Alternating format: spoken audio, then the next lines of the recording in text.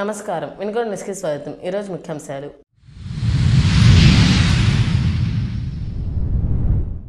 వినూత్న రీతిలో గంజాయి విక్రయాలు. చాక్లెట్ల రూపంలో విక్రయాలు నిర్వహిస్తున్న ముఠా అరెస్ట్.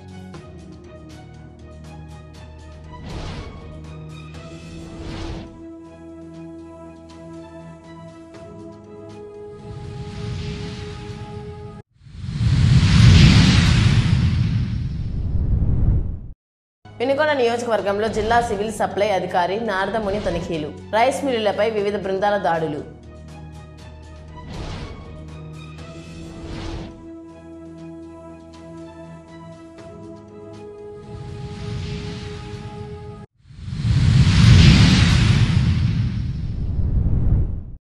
పేకాట శిబిరంపై పోలీసుల దాడులు. 8 మంది పేకాట రాయుళ్ల అరెస్ట్.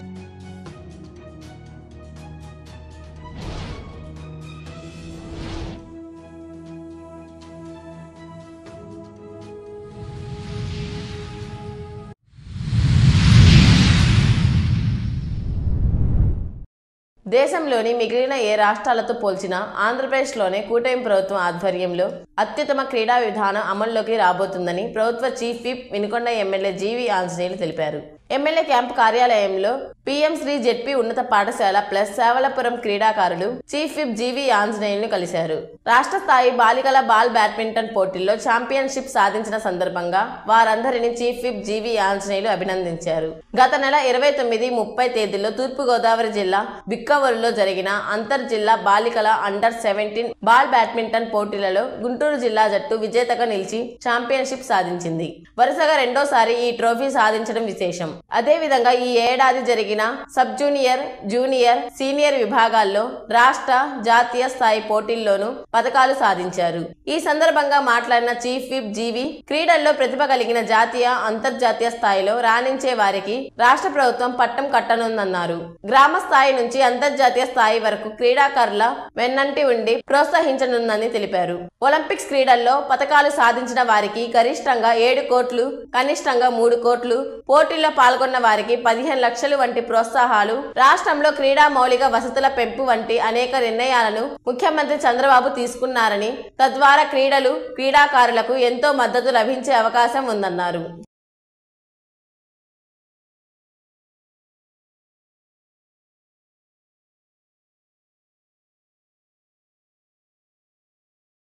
పేకాట ఆడుతున్న పేకాట రాయుళ్లను పోలీసులు అదుపులోకి తీసుకున్న సంఘటన నూజెండ్ల మండలంలో చోటు చేసుకుంది. పోలీసులు తెలిపిన వివరాల మేరకు మండలంలోని రవ్వారం కొండ వెనుక డంపింగ్ యార్డ్ లో పేకాట ఆడుతున్న 8 మందిని వినుకొండ రూరల్ సిఐ అదుపులోకి తీసుకున్నారు. వారి వద్ద నుండి 1,03,500 రూపాయలు, 8 మోటార్ సైకిళ్లు, 9 సెల్ ఫోన్స్ స్వాధీనపరుచుకొని స్టేషన్ కు తరలించారు.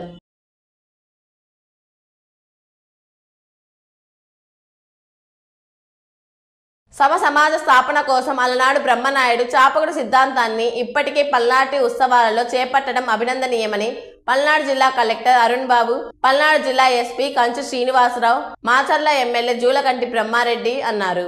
పల్నాడు ఉత్సవాలలో భాగంగా 3వ రోజు మందపోరు కార్యక్రమాన్ని పురస్కరించుకొని ఏర్పాటు చేసిన చాపకుడు కార్యక్రమంలో వారు ముఖ్య అతిథిగా పాల్గొని చాపకుడు కార్యక్రమాన్ని ప్రారంభించారు.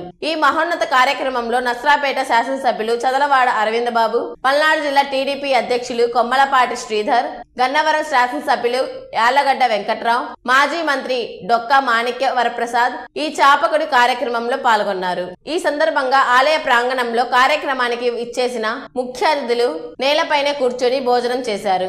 ఎంతో ఘన చరిత్ర గల పల్నాటి ఉత్సవాలలో ముఖ్యంగా చాపకుడు కార్యక్రమంలో పాల్గొనడం ఎంతో సంతోషించదగ్గ విషయమని ఈ సందర్భంగా వారు అన్నారు. ముఖ్య అతిథులను టీడీపీ కూటమి నాయకులు స్వాగతం పలికి ఘనంగా సత్కరించారు.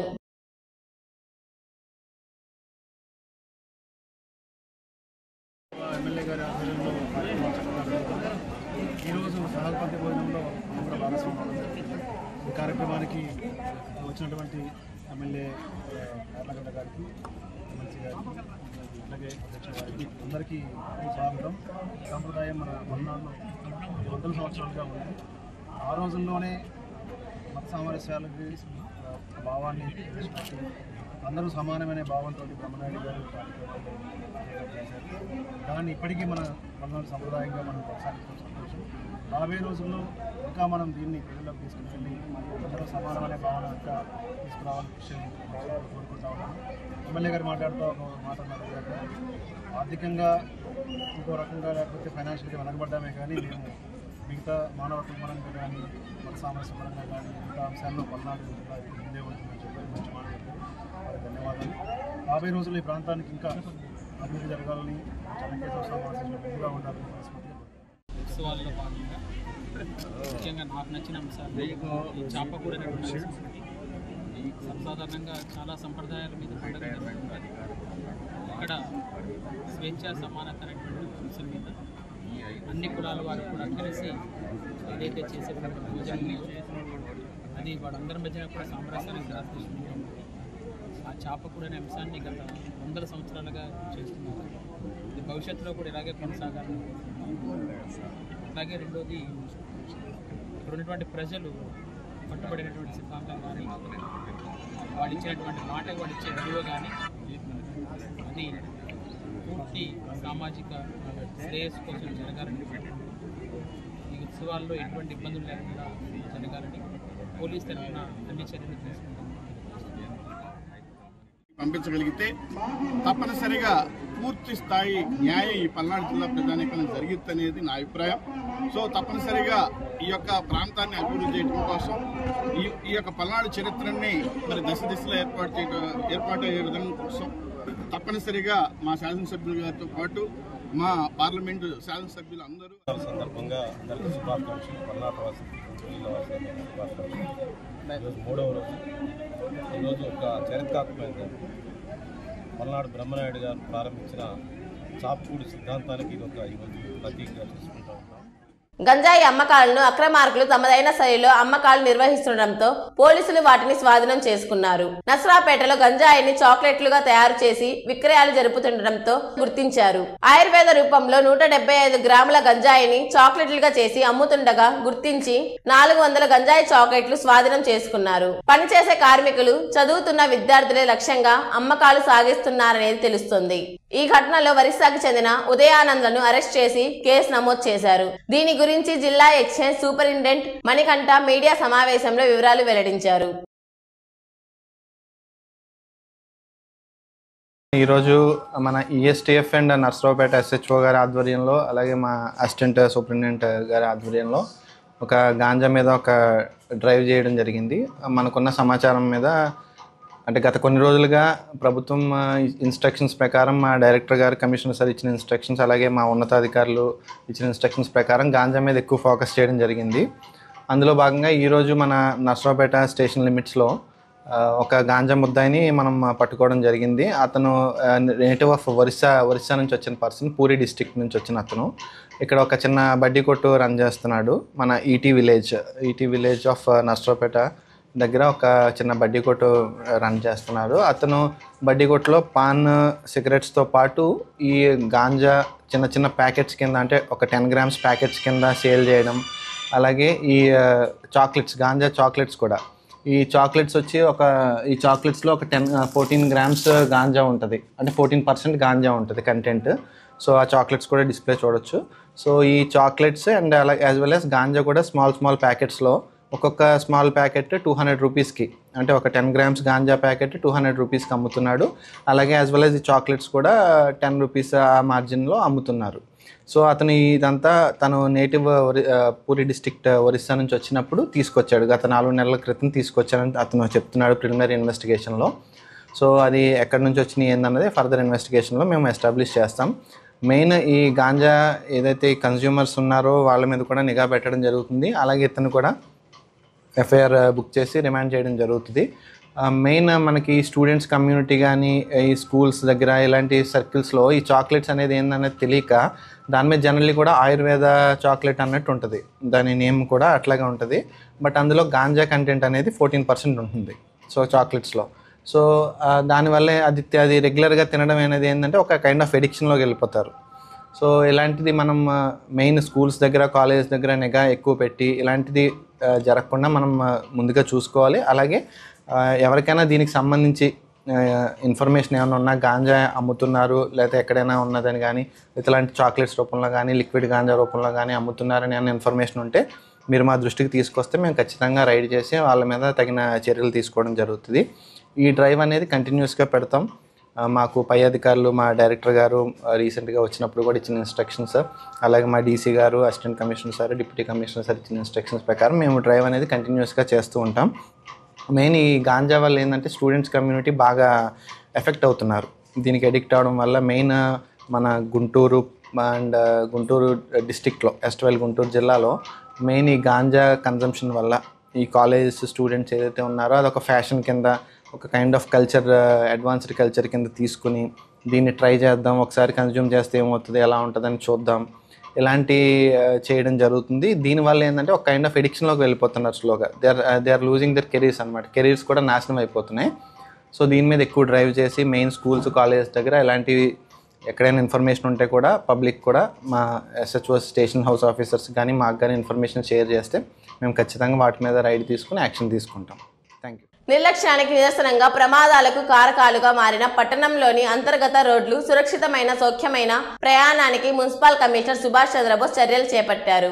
ప్రజా భద్రతను, చలనశీలతను నిర్ధారిస్తూ సురక్షితమైన ప్రయాణ సౌలభ్యమే లక్ష్యంగా పట్టణంలో గుర్తించబడిన సుమారు 32 రోడ్డు గుంతలు, అసంపూర్తిగా ఉన్న సీసీ రోడ్లకు మరమ్మతుల పనులు ప్రారంభించారు. వాహనదారులకు, నిర్వాసితులకు ప్రమాద సంభావ్యత తగ్గించి ప్రజా శ్రేయస్సు కొరకు పట్టణంలో సీసీ రోడ్ల మరమ్మతుల పనులు శరవేగంగా జరగాలని కమిషనర్ అధికారులకు, కాంట్రాక్టులకు సూచించారు.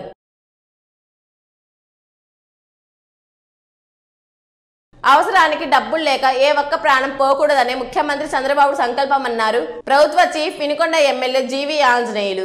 వినుకొండ మండలం నరగయ్యపాలెం గ్రామానికి చెందిన వెన్న కృష్ణమ్మ కుటుంబానికి మంగళవారం 65,000 CMRF సహాయాన్ని స్వయంగా అందించారు. కొంతకాలంగా అనారోగ్య సమస్యలతో ప్రైవేట్ ఆసుపత్రిలో చికిత్స తీసుకున్నారు కృష్ణమ్మ. ఆ నేపథ్యంలోనే ఆర్థిక ఇబ్బందుల వలన చీఫ్ విప్ జీవి ఆంజనేయులు రిఫరెన్స్ లెటర్ ద్వారా ముఖ్యమంత్రి సహాయ నిధికి దరఖాస్తు చేసుకున్నారు. సీఎం సహాయ నిధి నుంచి వచ్చిన చెక్కును కృష్ణమ్మ కుటుంబ సభ్యులకు చీఫ్ విప్ జీవి ఆంజనేయులు అందజేశారు.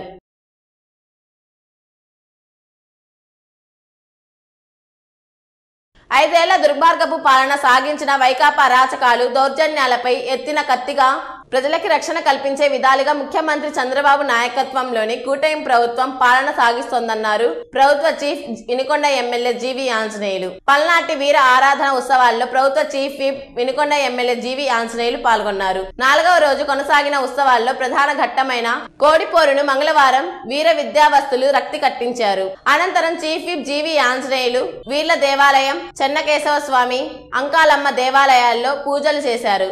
మాచర్ల, పెదకురపాడు, గుంటూరు, తూర్పు గుడివాడ, పెడన, పామర్రు ఎమ్మెల్యేలు జూలకంటి బ్రహ్మారెడ్డి, భాష్యం ప్రవీణ్, మహమ్మద్ నసీర్, వెనిగండ్ల రాము, కాగిత వెంకట కృష్ణప్రసాద్, వల్ల రాజా తదితరులు ఈ పూజల్లో పాల్గొన్నారు.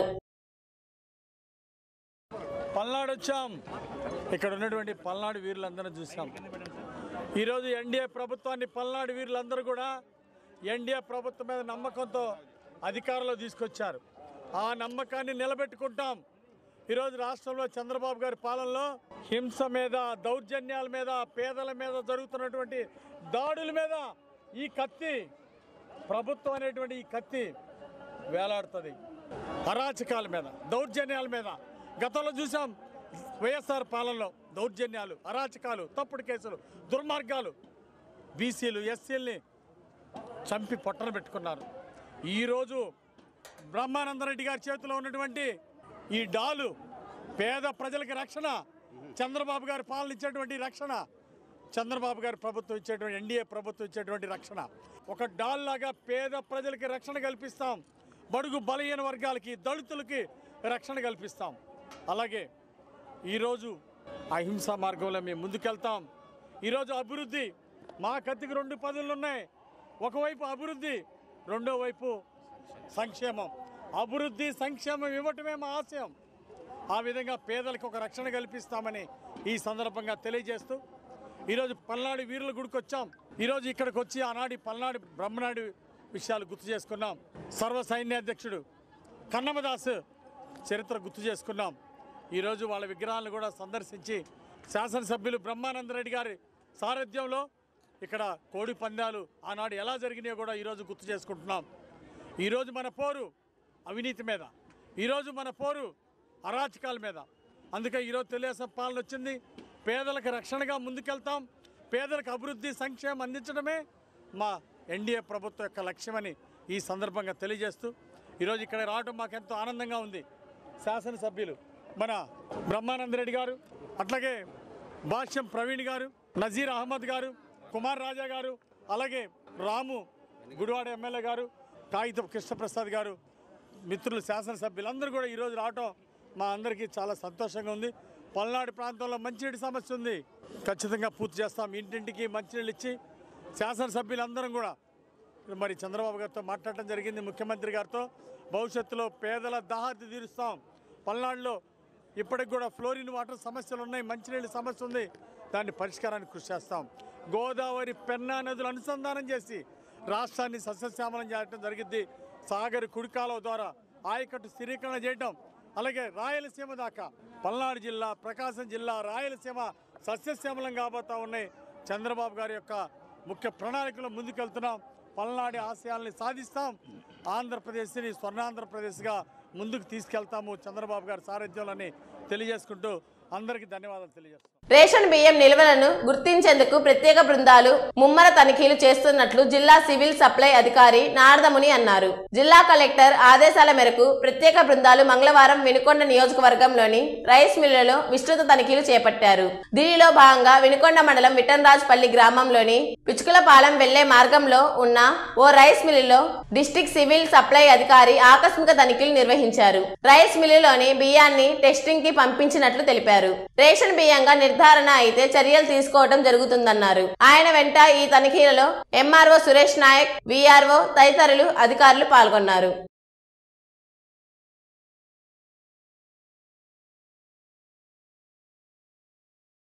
ఈరోజు తిమ్మాయిపాలెం రోడ్డు వినుకొండలో ఉన్నటువంటి వెంకటరమణ ట్రేడర్స్ అనేటువంటి రైస్ మిల్లు, తర్వాత మనం ఇక్కడ ఉన్నటువంటి తిరుమల రైస్ ఇండస్ట్రీస్ వినుకొండ, ఈ రెండు మిల్స్లో కూడా ఇన్స్పెక్షన్ చేయడం జరిగింది. పీడిఎస్కి సంబంధించినటువంటి రైస్ మిల్స్లో ఏమన్నా ఉన్నాయా, రీసైక్లింగ్ జరుగుతుందా అనేటువంటి విషయం అయ్యి తహసీల్దారు, నేను, తర్వాత సివిల్ సప్లైస్ డిటి ఇన్స్పెక్షన్ చేయడం జరిగిందండి. ఇన్స్పెక్షన్ చేసి తిరుమల రైస్ ఇండస్ట్రీస్, తర్వాత వెంకటరమణ రైస్ మిల్స్ ఏదైతే ఉన్నాయో ఈ రెండిట్లోనూ కూడా శాంపిల్స్ కలెక్ట్ చేశాము. కలెక్షన్ చేసినటువంటి శాంపిల్స్లో పీడిఎస్ కెర్నెల్స్ ఉన్నాయా లేదా అని టెస్టింగ్కి డిఎం ఆఫీస్కి పంపిస్తాము. ఆ టెస్ట్ వచ్చిన తర్వాత టెస్ట్కి అనుగుణంగా వీటి మీద పాజిటివ్ వస్తే కనుక వీటి మీద మనం కేసు అది నమోదు చేయడం జరుగుతుందండి. ప్రస్తుతానికైతే మనం ఈ మిల్లు ఆ మిల్లులో కూడా ఎంత స్టాక్ ఉందనేది నోట్ చేసుకుని వీళ్ళ మిల్స్కి సంబంధించినటువంటి ఏ రిజిస్ట్రో, బి రిజిస్ట్రో, తర్వాత 3 నెలల నుంచి ఉన్నటువంటి ఎంత కరెంటు బిల్ అయింది, వివరాలన్నీ కూడా కలెక్ట్ చేయడం జరిగింది. కలెక్ట్ చేసిన తర్వాత టెస్ట్ వచ్చిన తర్వాత శాంపిల్స్ యాక్షన్ అనేది తీసుకోవడం జరుగుతుందండి. దానికి అనుగుణంగా ఎక్కడెక్కడ తనిఖీలు చేశారు, ఇటీవల ఎన్ని చేసింది సార్?